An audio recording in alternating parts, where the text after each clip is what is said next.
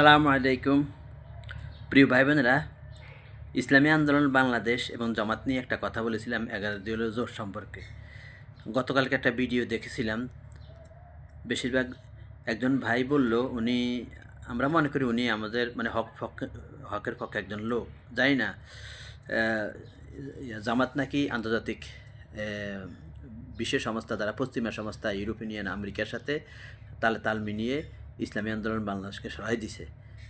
America এবং European union অন্যান্য পশ্চিমা শক্তি বা তারা বলেছে যে চরম একটা উগ্রপন্থী দল। না, আমরা তো এটা মানতে পারতেছি না। যদি এটা হয়ে যায় আমরা আমরা আল্লাহর কাছে মাথা নত করবো, আমরা তো অন্যের কাছে মাথা নত করতে পারি না। হ্যাঁ ঠিক আছে, তবে তাদেরকে আমরা বুঝাইতে হবে। যদি জমাতের কারণে যদি 11 জোট ভাঙে তোলে এটা আমরা কিছুতে সমর্থন করতে পারি না। এটা জমাতের বাইরে বলতে পারবে। আমি হয়তো একজনের কাছ থেকে শুনেছি, মূল মিডিয়াতে জিনিসটা আসে না। আমরা তো ভাবছিলাম ইসলামী আন্দোলন বাংলাদেশের অপরাধ।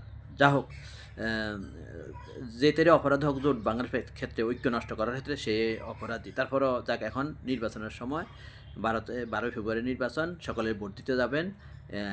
ইসলামে সংগঠনগুলি যেন ঐক্যবদ্ধ আবারও হয়, এক বাক্স যেন ভোট যায়।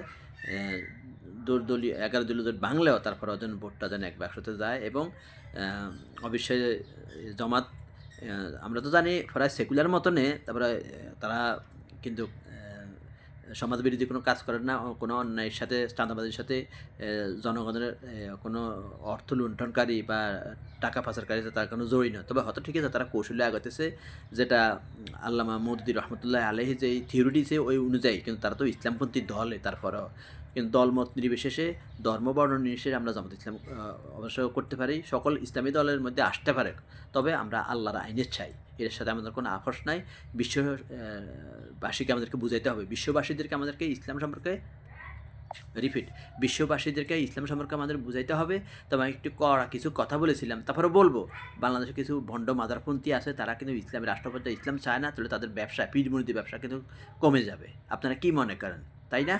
এই যে অনেক মাজার টাজার ভাঙা হয়েছে, এটার সাথে আমি সমর্থন করি না, এটা আইনিভাবে অত করবে, রাষ্ট্রীয় যত ইসলাম নাই। কিন্তু তারপরেও মাজারপন্থীদের উপর আল্লাহ নারদ পড়ক যারা পীরমুরিদি ব্যবসা করে।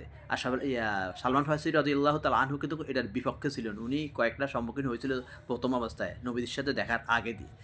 আপনারা বুঝে নেবেন, ভালো স্টাডি করবেন, ভালো করে তো বুঝবেন। যা হোক, ইসলামী আন্দোলন বাংলাদেশের যেটা মতভেদ হয়েছে এটা যেন প্রশমিত হয়, এটা আমরা চাই।